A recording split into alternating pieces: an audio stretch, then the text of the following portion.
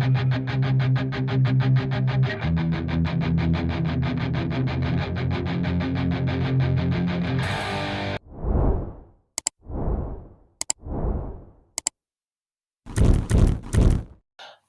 and welcome back to the David67 Celtic News YouTube channel. Today's video going to be a wee update on where we stand with a few potential transfers in and out of the club, plus a wee quick post-match review of the Celtic 4-0 friendly win over DC United at the weekend, with who did well, who didn't do so well, and any other positives or negatives from the game. Before we crack on with the video, please just a wee quick reminder, if you haven't subscribed already, please do click that subscribe button, keep the numbers pushing past 750, that would be brilliant as a target for the end of this week. As always, do feel free to pop your comments into the comment section regarding this video or any other Celtic topics. Please keep it all pleasant, polite, and within all the rules of YouTube and the Scottish legal system. And as always, do feel free to click that like button. It does help YouTube send this video and the channel's videos to more and more Celtic fans and football fans. So, the main news coming out of Celtic is Benjamin Siegrist is off to play for Rapid Bucharest in Romania. That's the team managed over there by our ex-player, ex-manager, Neil Lennon. He's having a medical and is to sign a 2-year deal with a further 1-year option after that to take over as the main goalkeeper for Rapid Bucharest, who are currently lying around mid-table in the Romanian league. We got him in Ange Postecoglou's team a time, only ever played 2 first-team games for Celtic back in 22-23, with quite a number of bench appearances. Very much last season drifted down to number 3, and was quite clear that his days at Celtic were numbered, and hopefully his career change works well for him moving to Romania. No further positive updates on Paulo Bernardo. It would appear that the deal at 3.5 million plus add-ons has been fully agreed between Celtic and Benfica, and so it's just a matter now of Paulo Bernardo and his agent and Celtic all coming to an agreement on the basics of his contract, weekly wages, bonuses, and contract duration. That was thought it would all be ironed out at the end of last week, but it appears to have dragged on to this week. No movement on the Adam Idah deal. Some mixed stories coming out of Norwich. It seems very, very, very apparent that their manager Thorup doesn't want to let Idah leave. There is some thought that if Norwich were given a big enough bid, that they would overrule the manager and release Adam Idah. There are mentions that the bid that Norwich might consider would be one in the region of 8 to 9 to 10 million pounds. Which does seem a wee bit on the high side for Adam Idah, who I think possibly has a ceiling of 6 million as being his actual transfer value. My personal feeling is that it feels to me that Thorup, the Norwich manager, has said, Idah's not leaving, and he is going to be part of my first team squad for the duration of this season. And I do doubt whether a massive bid of 8, 9, 10 million would actually prize Idah away from Norwich as things stand. Brendan Rodgers was interviewed and did appear a wee bit vague and coy and evasive on whether Celtic are or aren't looking for at Michel Onge Balikwisha of Royal Antwerp or Tanner Tessman of Venezia in Italy. He said vaguely that Celtic are looking at lots of players and there's lots of rumours and it's all just rumours and there's nothing concrete on anybody. He did seem to acknowledge that Celtic need to first choice strikers with a further striker or two as backups behind them. Again, he did not explain things any further forward as to who these players are, and did not appear to make any kind of comments as to whether he is holding out for Adam Idah under all costs, whether we're now looking at Kiesgarden, Shankland, Conway, Miovski, etc. And so Brendan Rodgers was doing his blocking vagueness and not terribly helpful way of responding to questions. He often gets rather defensive with journalists.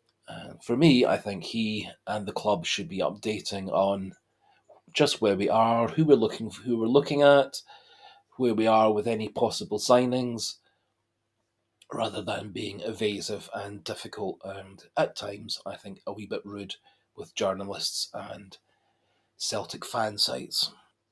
No definite other players leaving as things stand.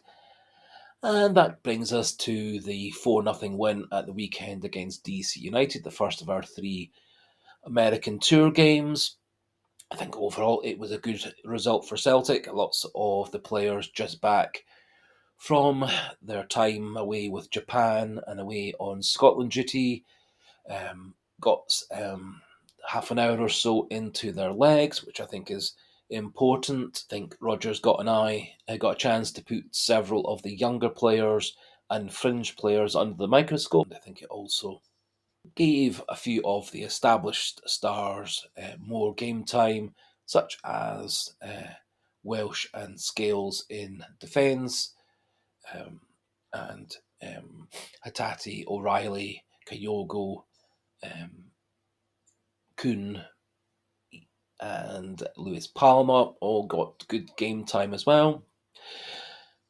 Matt O'Reilly, of course, was the star of the game, scoring 2 goals, with further goals to Mikey Johnston and James Forrest.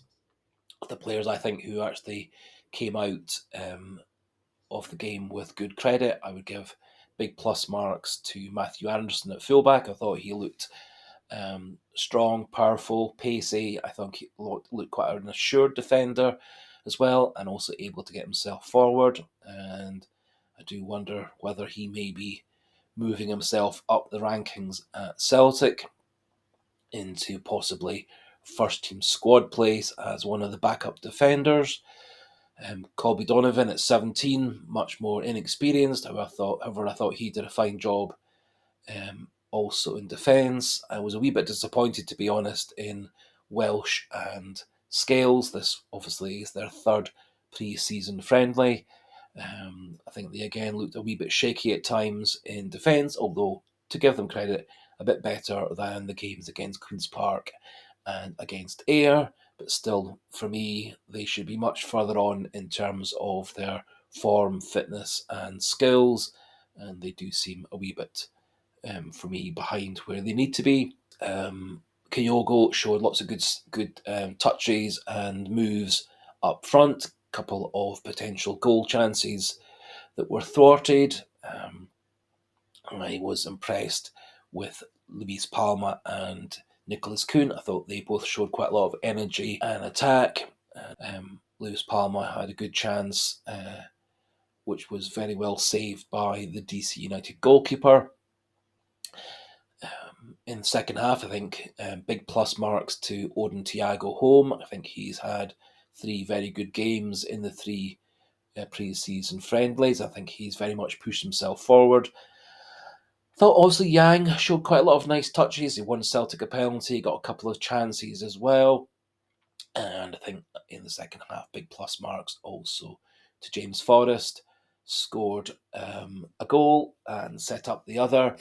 And I think he also has pushed himself forward in the wide player rankings. And I think he fully deserves to be one of Celtic's 4 wide players' first choices. Was a bit disappointed and sorry for Bozen Lawal, came on at 60 minutes into midfield, and then he got subbed off with 7 minutes to go to give Turley 7 minutes. I think it's pointless giving a player 7 minutes in a pre-season friendly. Not really enough time for them to show anything. I think it's also quite a big kick in the confidence for Bozen Lawal to get subbed off having been subbed on, just getting 23 minutes. He didn't have a particularly good game in midfield, but he was learning to play alongside different players than which he'd previously played alongside in earlier matches. I think Bozen Lawal is actually a very good, skillful player, a lot of power, a lot of strength. His passing has massively improved. He was a big success on loan at Fleetwood, and it does appear to me a wee bit that Brendan Rodgers isn't very good at boosting the confidence of young players. He hasn't been terribly praiseful for either Home or Yang or Kwon or Lawal for their games earlier on in the pre-seasons, games against Queen's Park and Ayr, etc. And I do think it's very important with young players especially to boost their confidence rather than in essence being quite negative about what they didn't do, rather than being positive about what they did do well and all the various things they can build on. I do think Rodgers in many ways is a bit of an old-fashioned manager, a bit more the stick rather than the carrot. And while some players do respond well to a kick up the backside, I think a lot of players do respond better to praise and positive feedback rather than quite a lot of negativity, which is what Rodgers does tend to be more often than not. A lot more negativity and much less praise for young players. And I think players such as Home, Yang, Lawal, Kwon all do need a bit of a boost of confidence. One other wee thing that I was a bit disappointed with is, given the fact that currently we have Kyogo as our one and only experienced striker, do think that these games would be a good opportunity to give players such as Luis Palma, Nicholas Kuhn, a run out as central strikers. Both of them played that role in previous teams earlier in the career. Similarly, Yang played through the middle on a regular basis in South Korean football. Now, it was useful that they did use Mikey Johnson centrally instead when replacing Kyogo, but given the fact that Mikey Johnson is probably the most likely of our wide players to be leaving the club during this transfer window, it did seem a wee bit to me silly to use Mikey Johnson as that central striker replacement rather than moving Kuhn, Yang, Luis Palma, etc. into that central role to see how well they can play deputising for Kyogo if Kyogo gets injured and we fail to get a good top level striker in the next 6 weeks or so before the transfer window shuts at the end of August. One last player I want to mention, I was very impressed with Viljami Sinisalo, who came on in the second half to replace Scott Bain in goals. I think he very much looks like an upgrade on Scott Bain. Whilst Sinisalo didn't really have very much to do in terms of saving the ball, what I was very impressed with was how calm he was with the ball at his feet. Showed very good ability to pass, distribute, get the ball out to the defence and the midfield, etc. And given that distribution and playing the sweeper keeper role at Celtic's very important, and being calm, distributing the ball is also very important. I think Sinisalo has shown us already that he has all the talents he needs to be a good long-term Celtic goalkeeper. So that finishes things off for today. As just a wee reminder, if you are new to the channel and you like the channel and these videos, please do click that subscribe button and get us nearer and nearer to 750. That would be brilliant. Do feel free to pop your pleasant, polite comments into the comment section regarding this video, where Celtic are in terms of their squad, their signings, their ins and outs, and do feel free to click that like button if you like the video. So for today, thanks for watching, thanks for listening, goodbye, and hail, hail.